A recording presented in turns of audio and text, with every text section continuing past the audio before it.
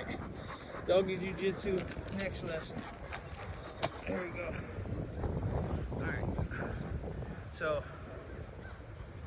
essentially when you're grappling dogs, alright, let's say if somebody sent their nasty Rottweiler on you or something, right? For one, this breed right here, even though technically the person who breeds these doesn't want you to know that certain dogs basically are from their line, because they, you know, anything that they call from their program, you know, they try and you know, not be a part of it anymore. But essentially this is a type of dog. It's a band dog, okay? Like the lines I'm not gonna, you know, discuss, but I have pedigree paperwork I can discuss on the lines, and I post that up. But these are something that could absolutely wreck your average Rottweiler. So even the best Rottweilers, these will kill the best Rottweilers. So this is a good breed to train on for grappling. I'm about 320 pounds, okay? I'm like a sumo wrestler. I got lots of power and ability, despite being very overweight. There are people though that walk around 350 pounds with a six-pack. Your dog is not running up on one of these dudes who is trained and winning, period. They're gonna take a couple bites. If it doesn't bite them in the neck and hit an artery, or in the arm and hit an artery, the guy, if he knows what he's doing, can find this little spot on their neck. You see how she doesn't want to feel it, because it's not gonna ever be okay for her to just take that. She will never, no dog will ever sit there for more than like 20 something seconds and take that, because they will lose consciousness. Okay, if you get a hold of this spinal,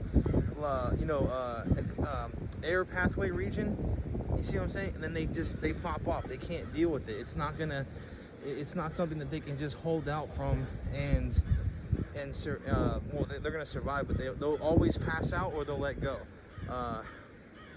Her daughter, I've actually before had to, you know, really get into a choke with to get her off of a situation that I've had on the yard before. You know, everybody's fine, but the point is that, you know, most people won't be able to handle stuff like this. I can handle stuff like this because I'm good at it. Okay, I've been training jiu-jitsu for a long time, on and off. I've only spent really like a year or two combined amount of time, but I've been training on and off since like I was in high school. So, you know, and I've been grappling at a high level. I'm going back soon to start doing a lot of real good grappling, but yeah, I don't do anything as far as like bad stuff with dogs, you know, or anything like that. But yeah, like what I'm trying to say is that everyone who says that they have an attack dog is full of shit. Okay, unless your dog or a guard dog is really full of shit. Your guard dog is never gonna actually be a real man stopper, meaning anybody can get the business. It's just not that case. There are people who are gonna smoke your dog. Okay, via stuff like that. Okay, dogs can be absolutely choked via rear naked chokes.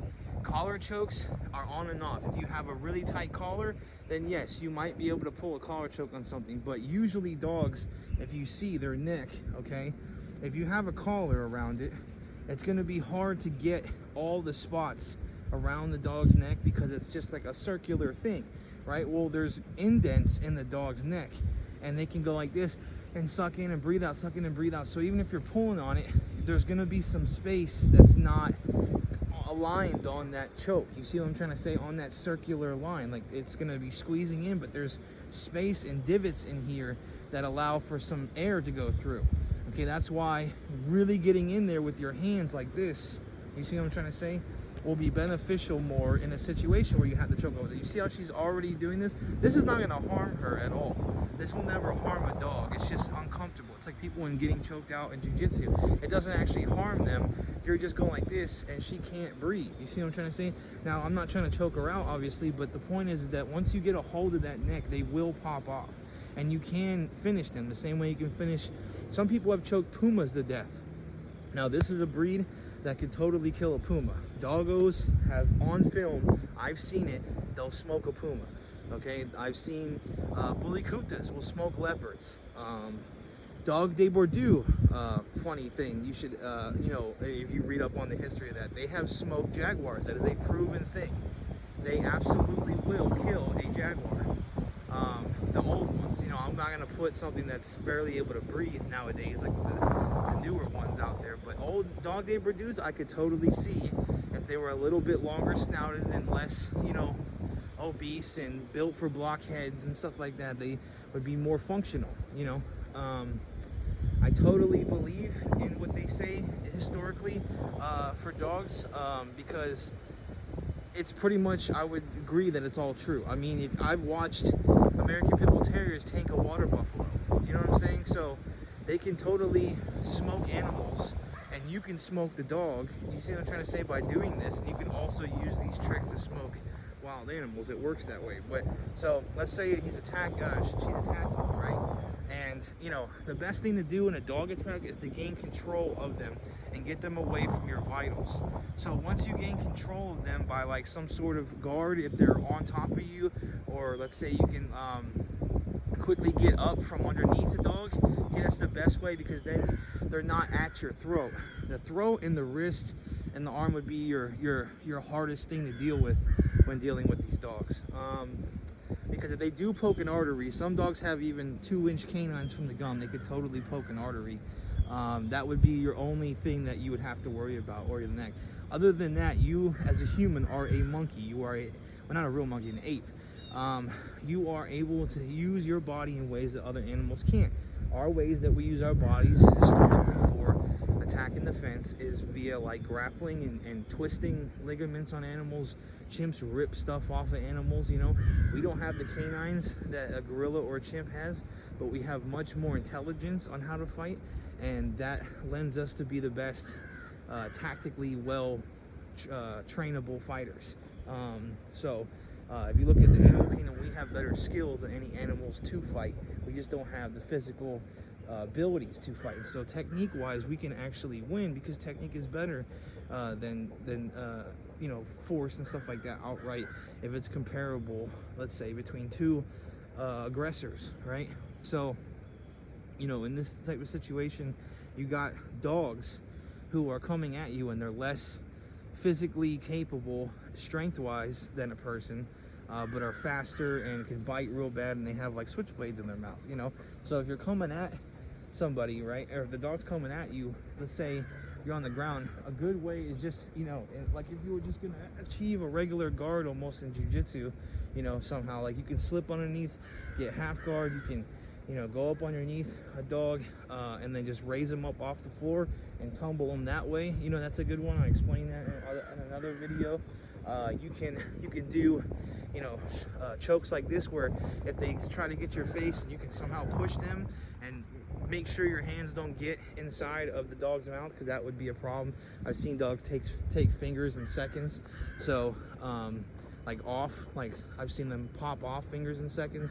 So other than that, you know what I'm saying? But to sit here and say, though, that the dog's going to win is just outrageous, because once someone gets a hold of that dog in a right way, it's literally usually grappling a toddler. Now, a man-sized dog is going to be very difficult, but people, despite losing fingers or even getting stabbed up, whatever, fight to the death sometimes. And like I said, dogs don't have hands or thumbs. If you can get that away from that face, and you can get a hold of that neck, and you can get that dog on the floor, because there's not going to be any dogs that are just as big as the biggest people. So people are always going to have statistically an advantage, bigger and stronger than dogs. You see what I'm trying to say? So, but yes, a dog that's 150 pounds with a peaked out is just a massive dog. You're going to have much more problems in the short end of a situation like that. Smaller dogs work harder. That's why on the same drives they even work harder, because their bodies can maintain a lower body heat, and they also, just the physics of movement are better when you're smaller. You don't have the ground and everything fighting against you, because you sink in the floor a little bit when you're big. Your bones and stuff like that are not, it's harder to be bigger. The physics of animals, the reason why we have a lot of smaller animals now in the wild is because of stuff like that throughout history. It's easier to move, it's easier to gain food and energy, and just, smaller is you're going to be more physically able to move better as a smaller animal. So, you know, and quicker and all that stuff.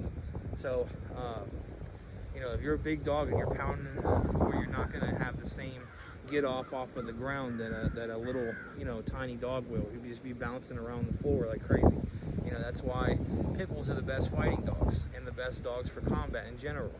If you get a good one that's trainable. So, you know, yeah, I mean, just, you know, a big dog though in the short run is going to be much better. And they can break your arms and stuff like that. Supposedly, I've never seen it happen to someone who's of strong build and strong, you know, ability. But yeah, if you're like a scrawny person, for sure, a Rottweiler can break your shit, you know, if he gets a good hold of it. But, you know, the thing about all that though is that, you know, like I said, is that they're going to blow a tire. So it's more about who wants it more. And, you know, a good guy's going to be able to choke off a dog, no problem either way. So I'd honestly stay to just getting like big pit bulls personally if you want a good protection dog. Like I'm talking 60, 70, 85 pound on the chain game pits, you know, game pit lines, and turn them into protection dogs. That's my best bet for stopping a person, because you can always feed them to be looking like almost like a bully even, and they'll outwork a bully or whatever, and they'll, you know, do a bunch of ability over time still, despite being, you know, slightly heavier or whatever. But so come on, where'd you go? So let's say if they're on top of you, right, a good way to get them off the floor, like I was showing kind of in the other video, is you just raise them up like this, you see. So it's going to be different if they're trying to kill you and stuff, obviously, but the physics and the mechanics of how to move them are all the same. You know, if I lift her up off of her feet, she can't do anything. Now I have control of her body with my hips. So let's say she's coming this side, you know, like all I'm gonna do is roll her this way. Now this way. You see what I'm saying? So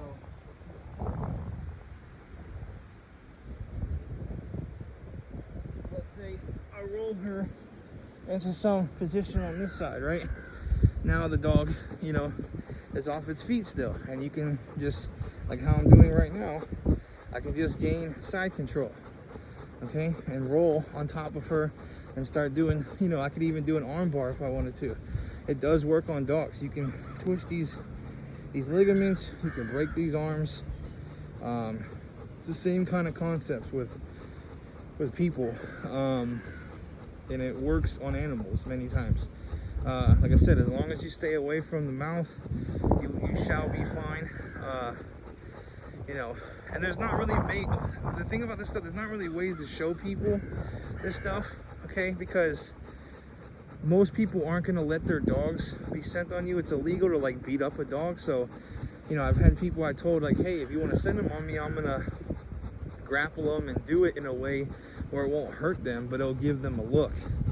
You know, and I've done it for one guy, and I was trying to do it for another one, but they always talk a big game, but they will never truly let you try, because they'll say, oh, you're not a professional or whatever. It's like, bro, it's not the point, okay? I'm a professional because I know how to grapple, okay? I don't have to be a professional decoy, you know what I mean, and to know how to grapple a dog.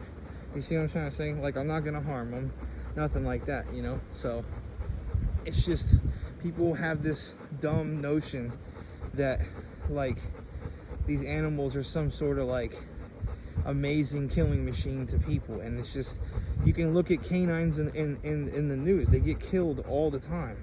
Your canine is not beating a guy who knows how to fight. It's just not happening, bro. They're meant to help subdue people, you know. And then the bigger ones, the big dogs are meant to, you know, they don't use them anymore because they're too hard to handle for your average person. It doesn't mean though that the best people aren't going to destroy your Rottweiler. Boss Rutan supposedly KO'd one, and I don't disagree with it. I bet you $10 he did something to that dog. It's a damn dog. They don't even get people size most of the time. Even Rottweilers, it's like a small woman chasing after you and trying to bite you. You know what I'm saying? With teeth, you know? It's just outrageous. It's fucking outrageous what people say with these dogs. They're just lying to you. They want to support their own businesses and stuff, you know? It's crazy, man. Preacher girl, though, let's say you roll her on the side, right? And she's trying to get up and bite you, whatever. If you get like this and get up in the neck and head area and hold the neck off, and you slide your hand underneath, and then you got full control of their neck from there, you know, something like that. You get the back from here, okay, and you're wrapped up in this type of scenario where, you know, you get control of the head and the arm. Okay, I really wouldn't want to lose control of the head, because they're gonna bite you, you know. And then if a good biting dog is gonna fillet you, you know, they're gonna Swiss cheese you. But if you do want to go for an arm bar, you can just set up the arm bar from there. Okay, these will snap, I promise you. You see how she's getting finicky?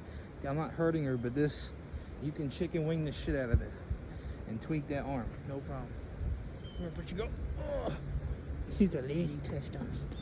So, you know, this is a good one right here, because then you can control the head, make sure that they can't bite you, and keep their body tight to this leg, okay, so that they're not biting you, and just wrap it up like this, okay, because if they pull out that way, they'll be able to wrap their head, or they'll be able to bite you on here.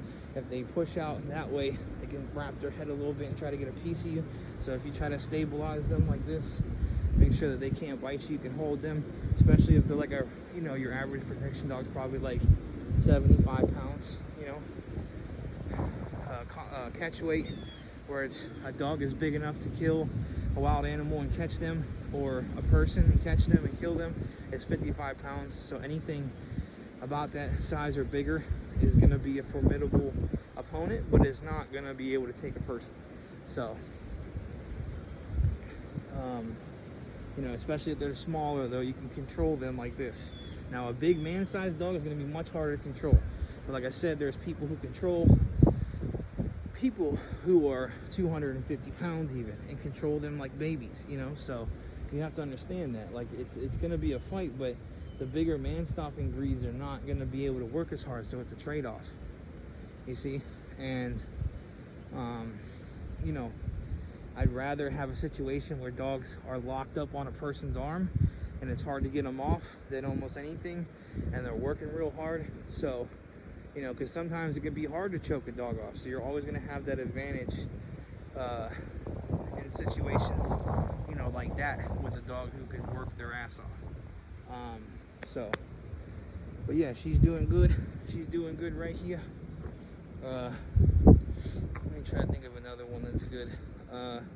You know, always you know, if you get the back position and you go back into a choke, okay, it's always gonna work real good.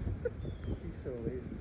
So look, if you're in a situation like this, okay, you control positions on them, you know, you can get, you see how she's hard to breathe right there? You can get the neck, okay, and just get that rear naked choke in. You see what I'm saying? And you get it deep enough, they will pop off. Anybody who thinks otherwise is a fucking psychopath, okay?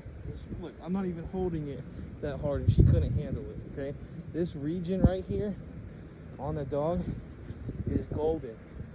For if you get a hold of that and you pinch it the right way and you asphyxiate that air canal, especially if you get tight on their, almost like on their spine, you can actually feel in there. It's almost like you're tapping their spine almost like that. You see, she doesn't want any part of that. I know, but it doesn't hurt them either. So like I said, if you're in a situation where the dogs get into it on your property, or you're at a dog park and they get into it, or whatever, with people involved, even other people, okay, calmly talk to the other person and show them how to do this, okay, while you guys calmly break each other's dogs off of each other, okay. There needs to be more etiquette at dog parks and decorum versus just hatred and spewing crap to each other, you know, and not working as a team to get your dogs separated. Stuff happens, dogs are dogs, and, you know, this whole idea of dogs all being trainable and people who don't train their dogs are evil. Some dogs just have it and they don't want to lose it. Okay, they have natural aggression and they will never change. Okay, I've never seen certain individuals change. And I've worked at fields, you know, for boarding before. I've done a lot of work with wrangling dogs, everything. A lot of people in dogs are delusional, and until you realize that you could be a professional delusional trainer, then you're not really going to understand. But there are people who just do not get it. You cannot train aggression out of certain types of dogs.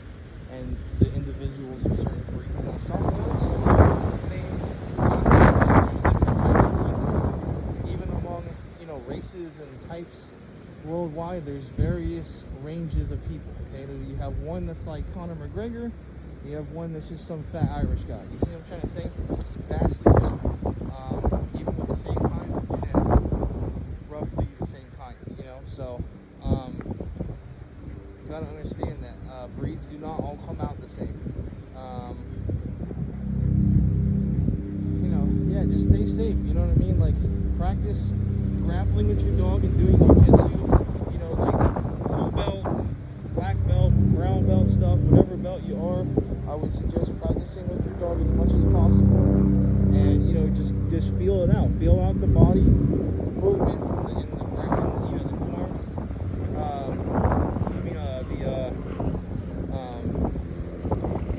Forms of guard and movements that you have to do. And yeah, you'll be fine. Also, you can always bite the nose, poke the eyes, bite the ears, anything, ears, eyes, and nose, eyes, and ears are usually very sensitive on dogs, and obviously genitals too. If you're in a survival situation against somebody's crazy ass dog, bite what you got to, man. If you gotta survive, you gotta survive. Ain't nothing wrong with biting some dick to survive. You know what I'm saying? You gotta bite a nipple, do it. What else? Like wrist locks, okay? If you do really hit a wrist lock on a dog, a lot of them start squealing. I'm not somebody who's practiced that like that, but I just know based off of what I've seen with dogs, you can absolutely make them start squealing. But, just stuff like that, man. This is stuff that you won't even really have to, like, do and see much to know, because if you know dogs enough, you'll know what I'm talking about. Like, especially with the eyes and the ears and the nose and stuff. Even look, she don't even want me touching it. Even if I bit it, like a lightly, she would hate that. You know what I'm saying? And it would just bother the shit out of her. If you crank down on that thing, most dogs that aren't game are coming off. So yeah. Woo! See how I have control of her body with my movement of my hips. Okay, this dog is 85 pounds, 100 pounds if I fed her more, and as big as a Rottweiler and much tougher and gamer than a Rottweiler. Okay, they have game bred pit bull in them. They have Tosa, which is the number one short fight dog, arguably, and then pit bulls are the best in general fighting dog and combat dog, and because they're game and they lock up and hold on face and stuff and wear out big dogs, and they're designed to do that. So, statistically, they are the best. Against the best competition, they are the best. So, these have it. They're just meant to be like the in-between of the Tosa and the pit bull, kind of. They're a band dog. They got a lot of gameness and a lot of size, So, they're real good for stuff like that. For stuff like, being a defensive dog and, running a yard and guarding it and everything. So,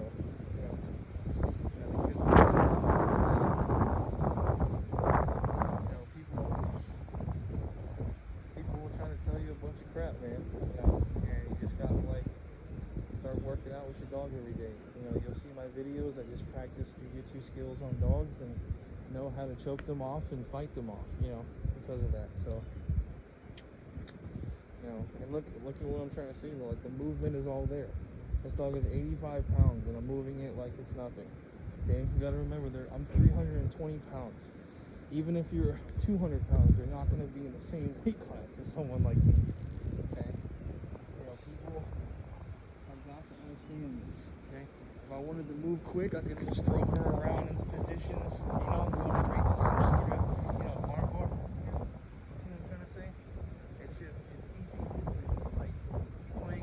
Small child or teenager or small woman, like if you were just in jiu-jitsu class playing with some young person, like it's really not difficult whatsoever to just move her around into different types of positions, and I can just lock up on her like this, or something like this. She'd never be able to get a good bite on me, and I can actually choke her from here, you know, if I wanted to. Okay, I can put that elbow in that neck. You know, I can just sit there like this while she's trying to attack me and just hold her in position. She doesn't want that. You see what I'm saying?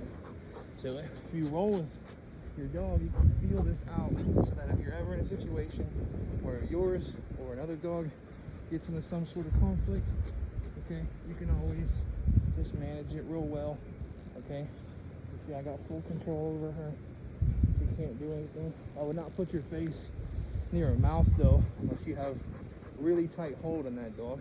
But yeah, because a dog like this, if you look up what a band dog can do, they can supposedly bite 730, you know, pounds of force. You know, look at these chompers. You know, when she claps her teeth, I mean, she definitely's got, you know, a good. See, she doesn't like a good bite on her, so I can hear the clappers on that thing. So, you know, it's definitely a serious dog for sure. Like, one of these will absolutely tank a puma. I don't care what anybody says. Okay, I've seen it. So I've seen it online. They have lots of videos. Okay, so you know, people can say whatever the hell they want. That's just the reality. So be careful, guys. Rich girl! Hey.